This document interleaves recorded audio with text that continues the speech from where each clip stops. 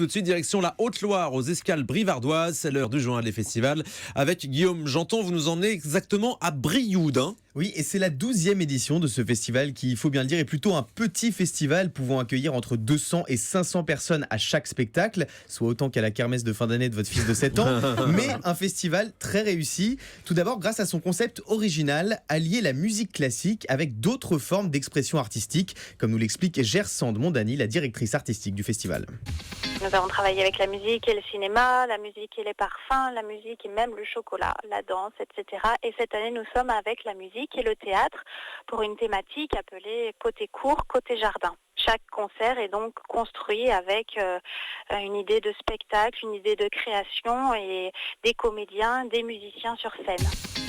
Gersande, c'est ravissant comme prénom. C'est ravissant, Gersande Mondani qu'on embrasse. Alors vous l'avez compris, cette année donc c'est le théâtre qui est à l'honneur. Et quoi de mieux pour mêler théâtre et musique qu'une comédie musicale, bien sûr. Bien sûr. Pour ouvrir le bal cette année, la direction du festival a misé sur West Side Story, une comédie musicale américaine revisitée par les Percu-Duo. Alors c'est un duo de percussionnistes qui jouent du vibraphone et du marimba. Vous allez l'entendre, le résultat est assez curieux. C'est un mélange entre la sonnerie du vieux téléphone d'Olivier et un générique d'une émission d'Arte. On écoute. Arte. Théma.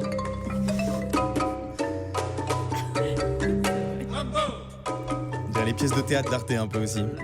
Mais donc c'est un des morceaux de West Side Story, ça, hein, revisité par les Percu-Duo. Mais mon coup de cœur dans cette programmation des Escales Brivardoises, c'est vrai.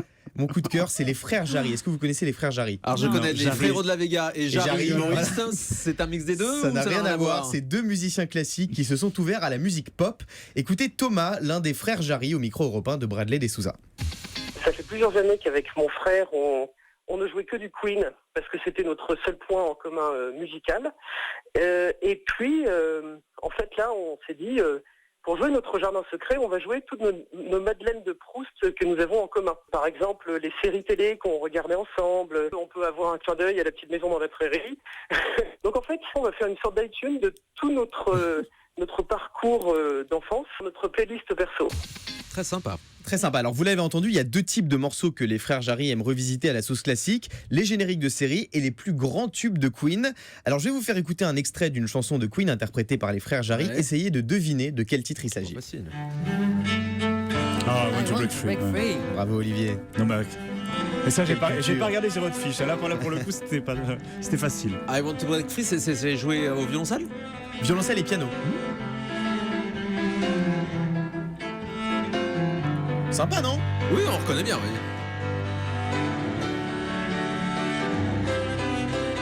Alors, ce qui est vraiment... ils s'excitent là, hein, les frères Jarry. Justement, là. Ce qui est vraiment remarquable, c'est juste avec un piano et un violoncelle, les frères Jarry arrivent à mettre une ambiance de feu lors de leur concert.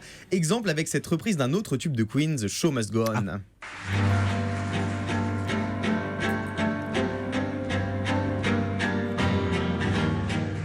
Là, on n'est pas loin de la version originale, hein. On sent que la foule s'excite.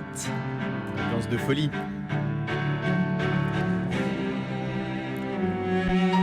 Et c'est exclusivement instrumental, hein, ça chante pas. Hein. Seulement un piano et un violoncelle et une ambiance de feu. Alors on l'a entendu, le vrai atout de ce festival des Escales Brivardoises, c'est sa programmation avec des artistes bourrés de talent qu'on n'a pas l'habitude de voir et d'entendre ailleurs. Mais ce n'est pas tout. Les Escales se déroulent dans une diversité de lieux très riches, dans de somptueux châteaux comme le château de l'Espinasse ou encore le château de la Motte. Vous connaissez Olivier? Ça vous parle? Mais alors pas du tout. Très bien, merci. Des châteaux donc dans la région, mais aussi des endroits situés au cœur... Je vais être honnête, je connais pas cette région. Vous pouvez pas tout connaître en même temps, Olivier. Aussi des endroits situés au cœur de la ville de Brioude, comme la Halle au Grain, un ancien marché couvert. Vous connaissez Olivier? Non, qui date. C'est la région d'Anissa en plus. Il connaît pas Brioude. Hein. Alors je connais pas Brioude. On en a la preuve. La Halle au Grain, c'est en Auvergne, c'est ça? Oui, c'est un ancien marché au grain couvert qui date du 19e siècle, un lieu chargé d'histoire, comme nous l'explique la tête d'affiche de cette année, Francis Huster, qui a le privilège d'y jouer son spectacle avec un pianiste. Il connaît. C'est un endroit qui a déjà beaucoup de fantômes qui se baladent et qui sont là et qui nous jugent.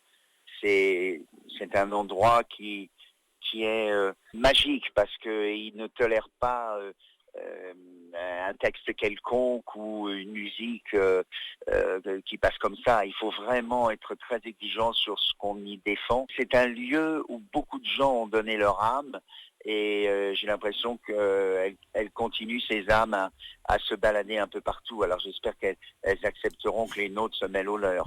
Francis Huster, donc l'une des stars des escales brivardoises. Voilà, alors pour résumer, si vous aimez la musique classique, les châteaux et Francis Huster, il est fort probable que vous portiez des pulls jacquard, mais quoi qu'il en soit, ce merveilleux festival est fait pour vous. C'est pas cliché du tout. Allez, pour finir, Guillaume, un autre événement qui a lieu dans nos régions cette semaine. Et oui, ça se passe dans Montcuq, et non pas Montcuq, comme nous l'a bien expliqué un oui. auditeur originaire oui. de la ville du Lot la semaine Ça, je dernière. connais. Alors pour la première fois, ce jeudi 28 juillet, la ville de Montcuq organise une fête du slip. Oh bah oui, c'est joliment trouvé. Oui. Un événement culotté avec au programme une plage en plein cœur de Montcuq, histoire de Très bien. célébrer le slip les pieds dans le sable, un apéritif festif et même un clip tourné en hommage à la célèbre séquence du Petit Rapporteur avec Daniel Prévost.